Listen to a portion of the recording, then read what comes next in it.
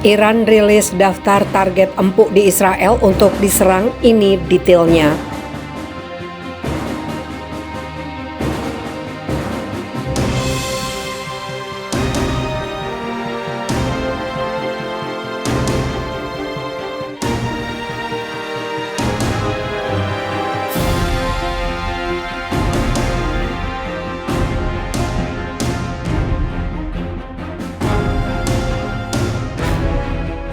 Media pemerintah Iran menerbitkan apa yang mereka sebut daftar situs sensitif di Israel yang akan diserang jika perang pecah. Daftar target empuk termasuk situs dan fasilitas nuklir di negara Yahudi. Tasnim News menerbitkan daftar target serangan itu dengan kedok, mengutip laporan Al-Mayadin yang berbasis di Beirut, saluran berita satelit Pan Arab yang dekat dengan Korps Garda Revolusi Islam. Laporan tersebut mencantumkan sejumlah bangunan dan situs di Israel yang jelas dimaksudkan sebagai ancaman bagi Teheran. Dalam hal ini, jaringan Al-Mayadin telah menerbitkan laporan tentang analisis bank target Israel dan posisi sensitif dari rezim ini yang dapat ditargetkan dalam perang apapun. Di awal laporan, situasi umum rezim Zionis di tingkat militer dan perlengkapannya telah diperiksa, tulis Tasnim News.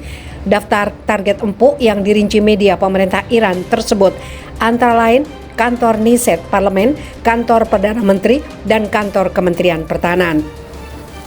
Kemudian, situs dan fasilitas nuklir, situs Rafael Advanced Defense System di Haifa, Weizmann Institute of Science di Rehovot, serta Tenian Israel Institute of Technology di Haifa. Laporan itu juga memeriksa bandara, pangkalan militer dan intelijen, lebih khusus Bandara Ben Gurion dan Bandara Ramon dekat Eilat ikut dimasukkan dalam daftar target. Dalam konflik terakhir dengan Hamas, kelompok milisi Palestina di Gaza mengklaim telah menargetkan Bandara Ramon. Operasi di bandara dihentikan selama konflik tersebut. Hamas juga menargetkan situs lain yang memiliki infrastruktur menggunakan roket skala besar untuk mencoba membanjiri sistem pertahanan udara Iron Dome. Hizbullah juga telah membuat ancaman terkait penargetan infrastruktur Israel, termasuk mengancam rig gas di lepas pantai dan lokasi industri di dekat Haifa.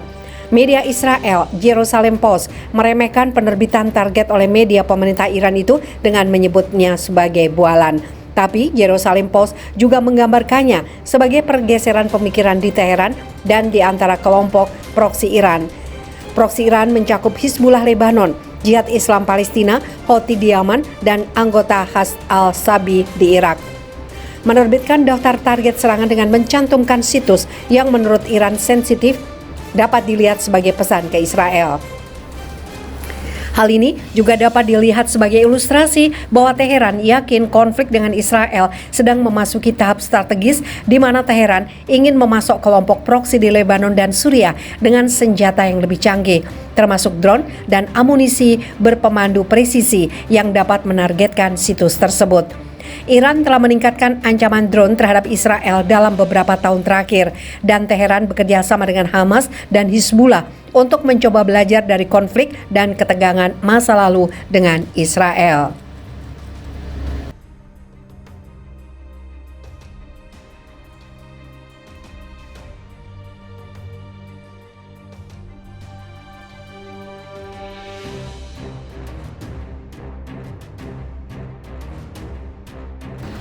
Sangat benci Israel, Korea Utara ternyata pernah gempur negara Zionis itu dengan jet buatan Rusia.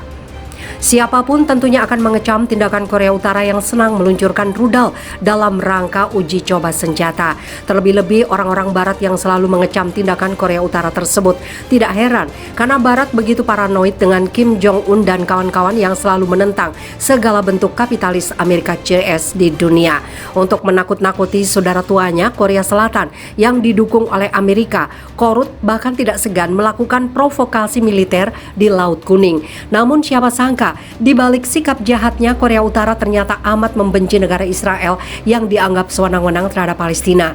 Rasa jengkel korut bahkan diwujud nyatakan dengan mengirim pilot tempur untuk memerangi negara Zionis tersebut. Ini terjadi saat tahun 1973 ketika di Timur Tengah pecah perang Yom Kippur. Terjadi kekurangan pilot tempur terlatih pada koalisi Arab lawan Israel dalam Yom Kippur yang bisa mengawaki jet tempur MiG-21 Fisbet. Koalisi Arab kebingungan menghadapi keadaan tersebut. Tiba-tiba saja datang tawaran dari Korut untuk meminjamkan pilot tempurnya sebanyak 20 personil kepada koalisi Arab untuk berperang melawan Israel. Bukan main girangnya koalisi Arab, apalagi pilot-pilot yang dikirim Korut tersebut amat terlatih mengawaki MiG-21 dan sudah mengantongi 2000 jam terbang. Tanpa perlu menunggu lama, tentu saja para pilot Korut langsung diterjunkan ke kancah pertempuran melawan pilot Israel yang mengemudikan F-4 Phantom. Terjadilah duel udara pertama antara pilot Korea Utara dan Israel di atas sektor Teluk Suez pada 6 Oktober 1973. Ketika itu, dua pesawat F-4 Phantom Israel hendak kembali ke pangkalan karena bahan bakarnya menipis setelah melakukan patroli udara.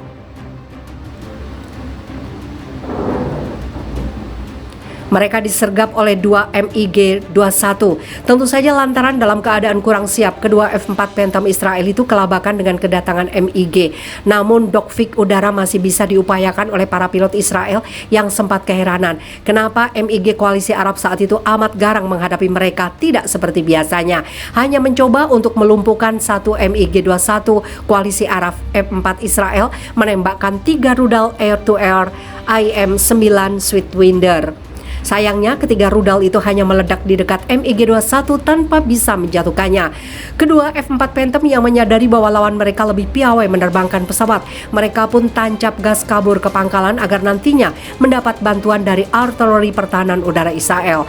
Mungkin karena bahan bakar juga mulai menipis, MiG-21 pun tidak mengejar F-4 Israel lagi.